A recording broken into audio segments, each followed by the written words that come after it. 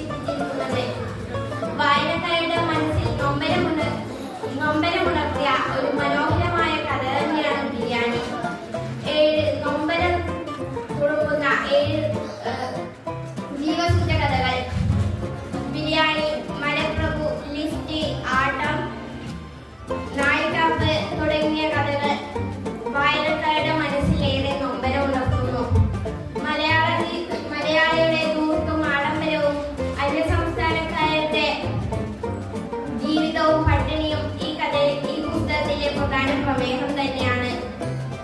മലയാളം വായിക്കുന്ന ഓരോ വായനക്കാരുടെയും മനസ്സിൽ വിങ്ങലുളവാക്കുന്ന ഒരു കഥ തന്നെയാണിത്. അന്യസംസ്ഥാനക്കാരായ ഒരു കഥാപാത്രം തന്റെ മകൾ വിശപ്പ് കാരണം മരിച്ചു. കേരളത്തിൽ അതേ വിശപ്പ് കാരണം മരിച്ച അദ്ദേഹം കേരളത്തിൽ ബിരിയാണി കുഴിച്ചുകൂടാനെത്തി. അദ്ദേഹത്തിന്റെ മാനസികാവസ്ഥയും വിങ്ങലും കൊണ്ടാണ് ബിരിയാണി എന്ന കഥ തുടങ്ങുന്നത്. മനോഹരമായ ഈ പുസ്തകത്തിന്റെ ഉള്ളടക്കം മനസ്സിലാക്കണമെങ്കിൽ അത് വായിച്ചു നോക്കണം. വായന വെച്ചു മനോഹരമായ ഈ പുസ്തകം വായിച്ചു തന്നെ അറിയേണ്ടതാണ്. കണ്ടോ നാട്ടാരെ കണ്ടോ നാട്ടാരെ ഉണ്ണീടമ്മയെ കണ്ടോരുണ്ടോ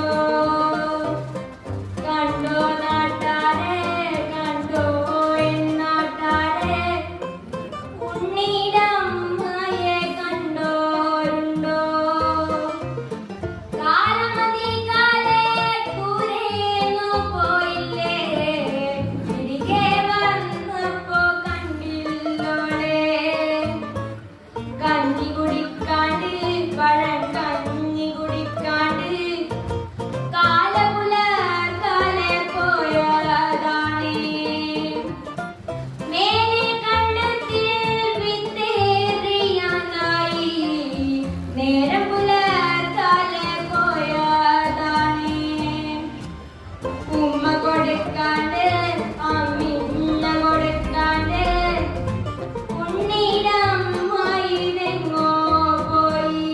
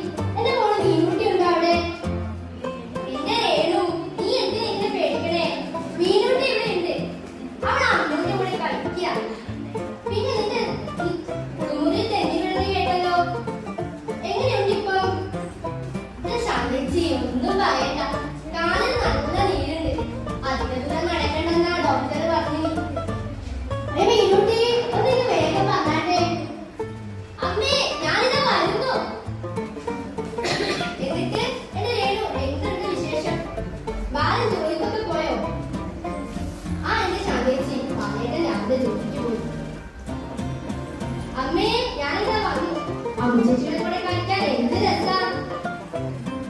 വാ മീനുട്ടി, വീട്ടിൽ പോകാം. അച്ഛൻ ഇപ്പൊ വരും. എന്നാ ശാന്തിച്ചി, നമ്മൾ പോണു. മീനുട്ടി, മോളെ മീനുട്ടി. അമ്മേ, എന്റെ അച്ഛൻ വന്നിരിക്കണു. അച്ഛൻ ഇന്ന് നേരത്തെയാ?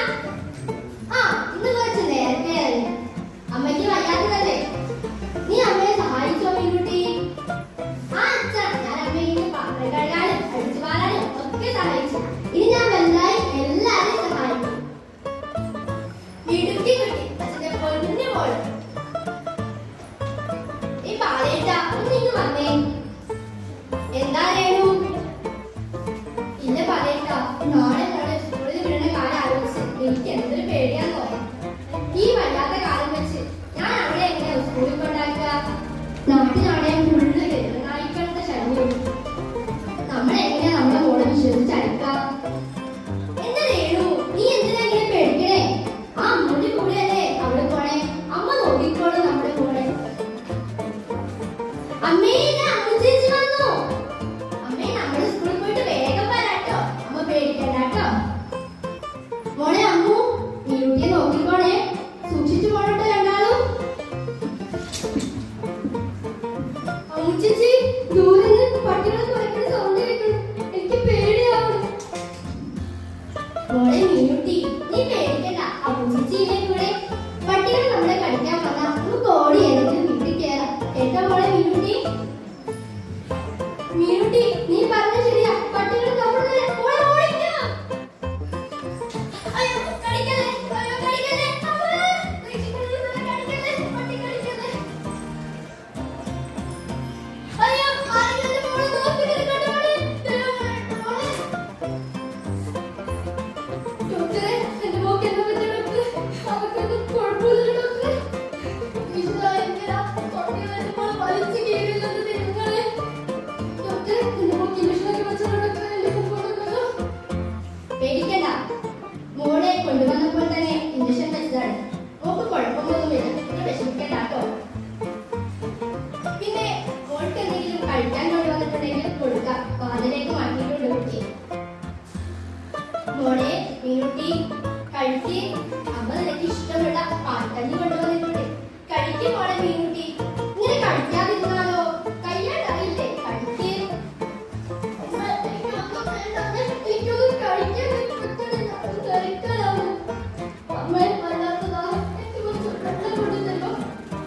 ആ മോളെ, അമ്മ ഇപ്പൊ വെള്ളം കൊടുത്തരേ. മോളെ മീനുട്ടി, വെള്ളം കുടിക്കേ മോളെ. മോളെ മീനുട്ടി, മോളെ. ഡോക്ടറെ, എന്റെ മോളെ ഓടി വാ. സോറി, നിങ്ങളുടെ മോളെ ഇഷ്ടം കഴിഞ്ഞു. മോള് എന്റെ ദൈവമേ, എന്റെ മോളെ. എന്റെ ഈശ്വരാ, എന്തിനാ ഇങ്ങനെ കളിക്കാൻ ചെയ്തത് എന്റെ മോളോട്? എന്റെ മോള് പോയല്ലോ എന്റെ ദൈവമേ. നാളെയുടെ വാഗ്ദാനങ്ങളാകേണ്ട കുട്ടികളെ എന്തിനാണ് നമ്മൾ ഇങ്ങനെ തെരുവുനായകൾക്ക് വിട്ടറിയുന്നത്? ഇതിനു വേണ്ടി എല്ലാവരും പോരാടുക. നന്ദി, നമസ്കാരം.